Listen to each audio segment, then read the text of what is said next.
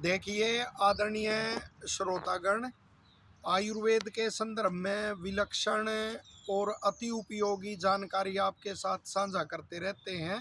तो उसी कड़ी में आज जो अपने खिलाड़ी होते हैं, युवा पहलवान होते हैं, या जो शरीर को सुदृढ़ मांसल पुष्ट बनाना चाहते हैं, तो उनके लिए एक ऐसी ही जानकारी आयुर्वेद की साझा करना चाहते हैं।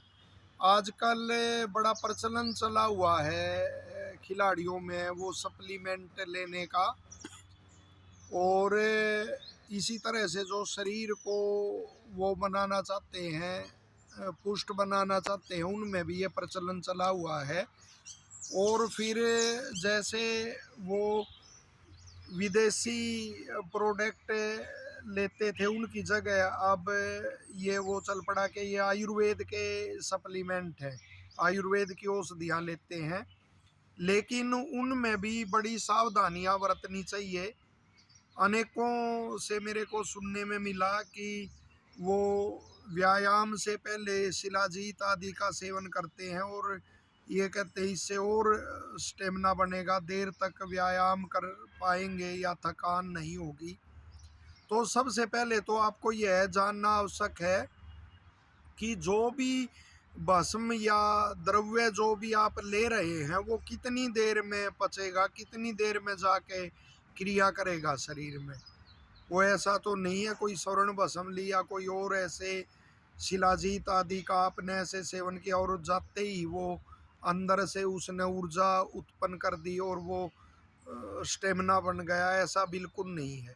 और साथ क्योंकि भोजन ही जो सामान्य भोजन करते हैं, रोटी है, सब्जी है, वो ही कई घंटे में जाके पचता है। और साथ ही यह ध्यान देना होगा कि अनेक वो द्रव्य ऐसे होते हैं कि उनके सेवन काल के दौरान भी व्यायाम नहीं करना होता। तो शिलाजीत भी ऐसा ही द्रव्य है कि इसके सेवन काल में आयुर्वेद शास्त्र में है कि वो व्यायाम नहीं करना होता, वरना और कोई क्रिया शरीर के अंदर फिर विपरीत क्रिया होगी। और इसी तरह से रस रसायनों का सेवन करते हैं जिनमें गंधक या पारा मिला होता है, उनके दौरान सेवन के दौरान भी बड़ी सावधानी आदि बरतनी पड़ती है। फिर कौन सी भस्म कितने दिन तक आपको सेवन करनी है, कौन सा द्रव्य कितने दिन तक सेवन करना है, क्योंकि वो जो सेवन करते हैं आप भस्म आदि, तो वो शरीर में सारी थोड़ी वो हो जाएंगी, विलय हो जाएंगी, उनका मल भाग भी बचता है और वो फिर उसका संचय होता है। चाहे वो लीवर यानी यकृत जिगर में संचय होगा, या गुर्दा में संचय होगा, या और कहीं उसका संचय होगा, और फिर उसका उत्सर्ग होता है, वो निकलेगा, शौच द्वारा निकलो, कोई मल मूत्र द्वारा निकलता है, कोई पसीना द्वारा निकलता है। तो यदि उसका ज़्यादा संचय है तो जो भी अवयव हैं शरीर के, उनमें बल लगेगा उनको बाहर निकालने में, तो उनमें भी निश्चित तौर पे विकार उत्पन्न होगा। तो इसमें अवश्य आपको सावधानी बरतनी चाहिए। और साथ ही देखिए आयुर्वेद का सिद्धांत है परवरम जीवनिया नाम क्षीरम उक्तम, के जितने भी द्रव्य हैं पृथ्वी पर जीवनीय शक्ति बढ़ाने वाले, उनमें दूध सबसे उत्तम है। इसलिए पहले के पहलवान देखो वो कई कई किलो दूध एक बार में ही पीते थे। इसी तरह घी है, वो उत्तम स्नेह है। जैसे जो भी वो है स्नेह है उसका, वो है शरीर में लाभ है कि वो चोट आदि नहीं लगने देता, चोट आदि लगे तो उसका प्रभाव कम होता है, और कहीं अंदर मांसपेशियां और वो सन्निग्ध और मजबूत वो रहती हैं, लचीली रहती हैं। तो इसमें घी का आप सेवन करें। और आयुर्वेद में स्पष्ट है घृतमायु हो कि घी ही आयु है, तो स्टेमिना उससे बढ़ता है, तो घी का सेवन करें, दूध घी का सेवन करें। और इसी तरह व्यायाम के बाद जो थकान होती है, किसी भी कार्य के बाद थकान होती है, तो आयुर्वेद में श्रम हर द्रव्यों का वर्णन है कि किन से थकान दूर होती है, तो उसमें जैसे दूध बताया, दूध तो सबसे सर्वश्रेष्ठ है, इसलिए व्यायाम के बाद दूध का सेवन करते थे।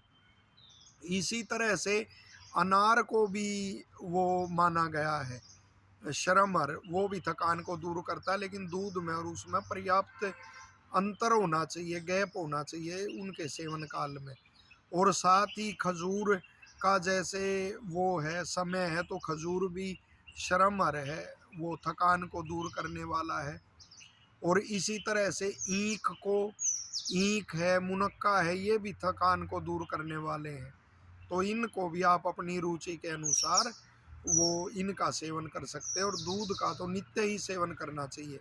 साथ ही कोई ऐसी उपलब्धता दूध आदि की नहीं है, कोई ऐसे स्थान पर आप रह रहे हैं और कोई स्टेमिना आदि का लेना चाहते, वैसे तो उपलब्ध है सभी जगह, ये तो लेने ही लेने चाहिए। साथ में कोई और है जैसे अश्वगंधा है, शतावर है, विदारा है, गोखरू है, सफ़ेद मूसली है, किवाच के बीज हैं, कोंच जिनको कहते हो, कोंच के बीज, तो इनका चूर्ण बना के कपड़ छान उसका करके बराबर मात्रा में खांड मिला के और उसका कुछ दिन आप सेवन कर सकते हैं। तो उस दूध के साथ और उसका सेवन आप कर सकते हैं, वो भी लगातार, और वो उससे बचना चाहिए।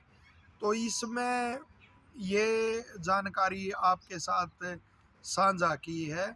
और उससे कोई ऐसे विकार शरीर में ना हो, उससे आप बचेंगे इससे। और व्यायाम आदि की ऋतु है, खूब व्यायाम आदि इसमें करें। और खिलाड़ी आदि तो हर ऋतु में ही करते हैं, अभ्यासी भी हर ऋतु में ही करते हैं। आप सभी को शुभकामनाएं, धन्यवाद।